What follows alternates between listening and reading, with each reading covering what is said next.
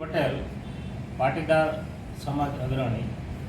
આવતીકાલે જે કાર્યક્રમ છે કઈ જગ્યાએ કાર્યક્રમ છે, શું કેટલા લોકો ભેગા થવાના શું કહે છે? આવતીકાલે તારીખ 9/4/2024 મંગળવારે બાપા સીતારામ ચોકમાં પાટીદાર સમાજનું એક મહાસંમેલનનું આયોજન કરેલ છે.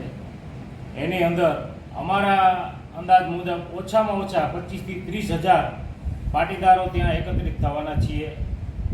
જે કાજલ હિન્દુસ્તાની નામની એક વિકૃત માનસિકતા ધરાવતી સ્ત્રીએ પાટીદાર સમાજની દીકરી ઉપર સાવ જેને કહેવાય પાયા વિહોણ એવો ખોટો આક્ષેપ કરી, વાણી વિલાસ કરી અને પાટીદાર સમાજની દીકરીને જે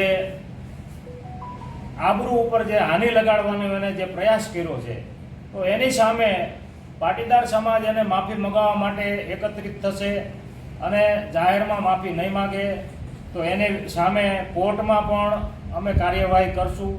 સમગ્ર ગુજરાતની અંદર અમે એના વિરુદ્ધમાં કાર્યક્રમો ચલાવશું અને ક્યાંય પણ ગુજરાતની અંદર સ્ટેજ ઉપર આવી વાણી વિલાસ કરી અને સમાજની અશાંતિ જે દોડનારી વ્યક્તિ છે એને સ્ટેજ ઉપર ક્યારેય પણ સ્થાન ન મળે. અને નમાદાર કોર્ટને પણ અમે અરજ કરશું કે આને આવી બેફામ બફાટ વાણી ઉપર સ્ટે મૂકવામાં આવે અને ભવિષ્યમાં ક્યારે આને જાહેરમાં કોઈ કાર્યક્રમમાં બોલવાની મંજૂરી આપવામાં ના આવે. અત્યારે જે છેલ્લા ઘણા દિવસોથી પાટીદાર સમાજ મોરબીનો વિરોધ કરે છે, ત્યાર પછી એમને કાજલ હિન્દુસ્તાની પોતાએ અથવા તો એના કોઈ પણ વ્યક્તિ તરફથી કોઈ પણ જાતનો તમને પ્રતિઉત્તર અથવા તો સંપર્ક કરવાનો પ્રયત્ન કર્યો છે? અમને ડાયરેક્ટ કોઈએ સંપર્ક કરેલો નથી. ઇનડાયરેક્ટલી કોઈ વાયા વાત પાયા વિહોણી આવતી હોય છે, પણ એમાં અમને કોઈ તથ્ય અત્યાર સુધી લાગેલું નથી. અગાઉ તમે કોર્ટમાં પણ ગયા છો અને રેલી પણ કાઢી, હવે મહાસંમેલન કરો છો, હજી માફી ન માગે તો શું?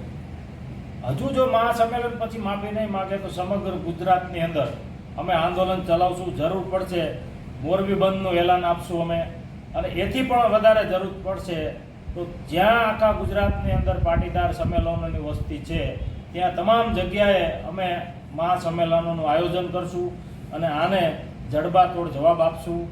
એક સમય એવો આવશે કે એમને પણ એવું અહેસાસ થશે કે હવે આખા ગુજરાતમાં હું જ્યાં જાઉં છું ત્યાં મારા વિરોધનું જ વાતાવરણ ઊભું થઈ ગયું છે, તો આ ભૂલનો એને અહેસાસ કરવો જ પડશે.